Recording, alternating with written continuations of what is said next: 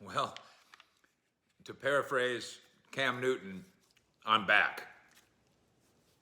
I hope my return is a little more permanent and less painful than his has been. Mike Fisher reporting from Frisco, home of the Dallas Cowboys, where we're dealing with some tumult that is my fault, as near as I can tell. I'll explain where we've been here momentarily. No, I didn't catch COVID. No, I didn't die of old age. Very funny. And no, Marcia didn't put me in the doghouse. Let me get to some Cowboy issues first, as I'm flattered that you have opted to come find us on Fish Report 2.0. This is the just-in-case emergency version of the Fish Report. We are working with the powers that be to get back our keys to the original Fish Report, which is going now on 40,000 subscribers, and I appreciate that. And I appreciate that right now we probably have 40 subscribers to what we're doing here. But I think it's important that we have this, and so I appreciate very much you, if you subscribe as a member of Cowboy Nation to among the 40,000 people who are with us on the Fish Report, would you please do the same thing? I know it's a pain in the neck, but hit one more button, and please do that here for us. I don't plan on spending a great deal of time here unless we have to, and so we'll have that on our back pocket. I'll have it in mine, and if you please, you'll have it in yours, if you'll please subscribe to what we do here. Remind me, I'll remind myself, I'm gonna write it down right now, remind myself to explain what the heck happened. Okay. I think one of the big stories of the day is Dak Prescott, who, by the way, is the Walter Payton NFL Man of the Year nominee for the Dallas Cowboys, and maybe a good chance of winning that, and that's about as high as honor as this league gives you, and that's something that Troy Aikman has won, and something that Jason Witten has won, and wow, Dak Prescott could add that to his mantle. Obviously, Super Bowls are also nice, but the greatest individual honor that the NFL can give you is this, and Dak is one of 32 honorees. We'll find out at that NFL Honors Show, Super Bowl week, who is the ultimate winner of that prize. But the subject of Daccuracy comes up as Jerry Jones does his visit on 105.3 The Fan on Tuesday, and the boys ask him about Dak's health, and what they're suggesting is any of the problems that the Cowboys are having on offense recently the result of Dak having a physical issue. And I think it's a perfectly legitimate question. It's a perfectly natural question, even though the answer is no. There is no physical problem with Dak Prescott. They're really not. I think we can talk about the footwork problem that's existed.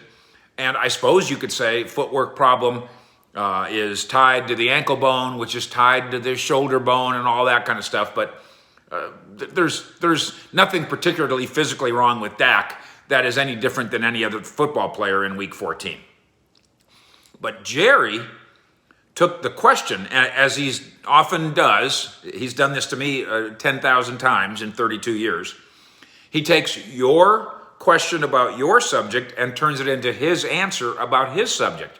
And Jerry's answer is, Mr. Shane, Mr. Ralph, this between us girls, the reason that Dak missed on some passes, Jerry suggests, is we ran some bad routes.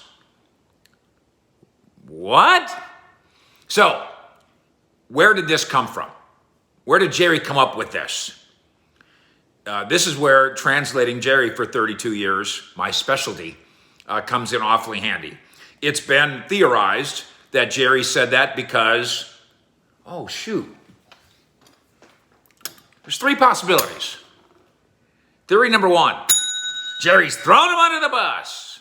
CeeDee Lamb, Amari Cooper, Michael Gallup, tight ends, who's ever going out for a pass. It's your fault. Theory number two, he's protecting his precious Dak. He's putting a shield around Dak to deflect all criticism of Dak. That's theory number two. And theory number three, and this is the right one, the Cowboys on Monday, generally in a normal week, have gigantic staff meeting. And it's the coaches, scouts are in there, and then in this organization, of course, the general manager is in there, and the owner is in there too. That they don't do that in every building around the NFL on Monday mornings. They do it here. And Jerry is all ears in these meetings. There's times in these meetings when Jerry has questions. He's taken notes, but most of the time he's all ears. This is where this concept that Jerry is playing Coach Jerry is proven to be absurd. In the meeting, he's not in the meeting pretending that he can diagnose whether a bad route was run. He does not pretend that in the meeting. He might do a little of that on the radio, but not in the meeting. He listens in the meeting. And I think it's a very sound theory on my part, having translated Jerry for 32 years, that in a Monday meeting, in a wrap-up meeting of the Saints win, that somebody on the scouting department or somebody on the coaching staff said in the meeting with Jerry listening, yeah, we ran a bad route on that one. In fact, I can maybe guess which one it was. It's CeeDee Lamb over the middle, and CeeDee Lamb really should have turned this way for the ball, and instead he turned this way for the ball, and the next thing you know, it's an incompletion. I would bet you, I can't bet you $8 billion on it, but I will bet you $8 that that's where Jerry got his information. That one play from one assistant coach pointing out one flaw in a game, and then it comes out of that assistant coach's mouth, goes in Jerry's ear, goes through Jerry's brain, and then comes out here and becomes a different kind of story. And now off we go. That's the solution to who Jerry is blaming, who he's talking about, why he's bringing this up, when the question was about Dak's health, and the answer is about, you're circumcising a mosquito, but we got to run some better routes. CeeDee Lamb is a highly developed, for a second-year player, route runner. Michael Gallup in the New Orleans game, all he did was he had every toe in place. Every single toe was in the right place. And Amari Cooper ranks as among the very best route runners in football. So this is not an issue. Getting the Cowboys offense all on the same page, quarterback included, that is an issue. That'll help when Mike McCarthy gets back to the building, which the Cowboys expect to happen Thursday. And that's good. He said it was brutal having to watch that game in a hotel room on TV, where he felt sorry for the people in the adjoining rooms because they had to listen to this guy, this fan coach, yell at his TV, shout and cheer and hoot and holler at his TV. It turns out they're just like us, right? Just like the magazine says. What is that, Us Magazine? The Stars, they're just like us. Mike McCarthy watched his TV just like you do. He wanted to punch it, he wanted to kick it, he screamed at it, and then in the end, he wanted to hug it. Back Thursday, not soon enough really though. The sooner would be the better. Cowboys players back in the building on Monday, and we will be back in the building on Wednesday, and we invite you to join us in this format or something. You can find us on social media, of course, at Fish Sports, and then find us here as well on the as yet titled Backup Emergency Fish Report 2.0. Randy Gregory should be coming back. That's the plan. We'll know for sure about his progress as the week progresses, but that's the plan. That's big. I think Neville Gallimore, Sir Neville Gallimore to you, helping stop the run is also important, and this team can use that. They've had some vulnerability there. Brent Urban now out for the year.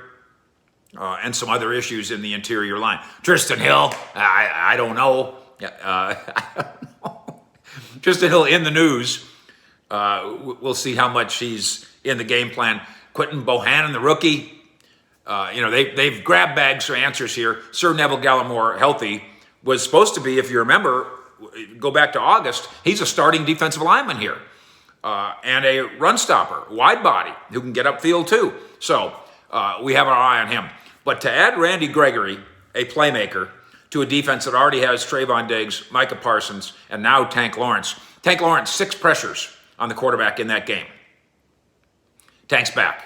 As I've said many times, is this going to be a great defense? I don't think so, but does it have playmakers, great playmakers on it? That it does. Speaking of defensive greatness, Tank says we could be a top 5 defense. The math says that that might not quite be so. They have 19 interceptions. That's top one in the NFL. But in terms of yardage, they're not good at all. In terms of points, they're in the middle of the road. Can they spend the final month and change of the season being super? I suppose. And a good place to start, of course, would be Washington on Sunday. I will be in Washington with the Cowboys all weekend long.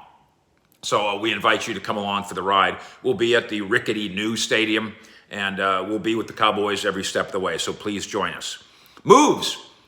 Somebody said, Blake Jarwin's back. No, not exactly. Blake Jarwin has been moved off the COVID, but he's still on the IR.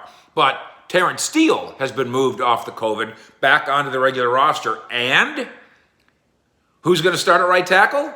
Jerry says, both. I got a haircut, but I left enough to still pull out at the idea that you have two starting right tackles. It is absurd. And if we're trying to search for reasons, why does it seem like there's a lack of continuity in the offensive line? Don't coaches like continuity? Apparently not anymore. Since we rotate left guards and right tackles around here now. Never seen it before. Don't want to ever see it again. But I guess we're going to see it on Sunday.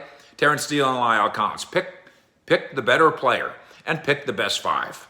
And the best five, based on the performance in recent goings, now doesn't include Connor McGovern.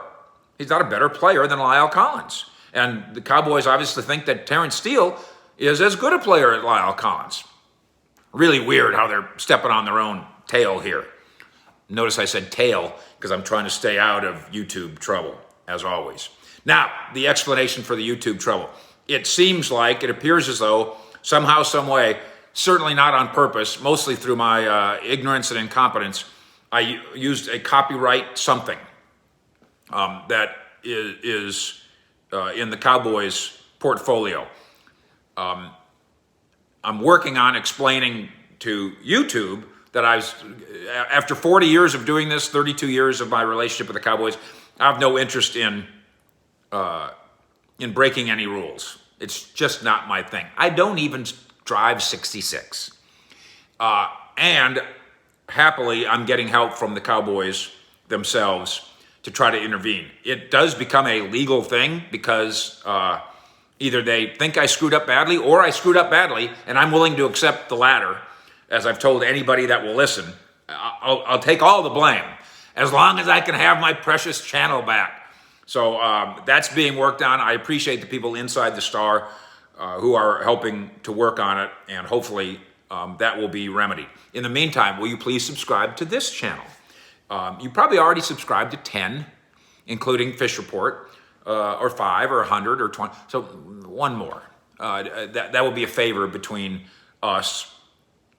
When we get up and running again in some capacity, by the way, as a reward for your patience, I'm going to just start giving stuff away. So I'm going to say first 10 subscribers get this, the next 10 subscribers get that. I'm going to make it worth your while to bother with my hoo-ha. So thank you for doing so. In Frisco with the Cowboys, again, hit the subscribe button to this, and then be patient with me as we try to get Fish Report back up and running. If not, we'll have Fish Report 2 Junior for your pleasure as we work our way through it. Again, I appreciate very much all the people that messaged me, emailed me, called me, stopped me at the Kroger's and said, what in the world is going on? And now you know. In Frisco with the Cowboys, Fish out.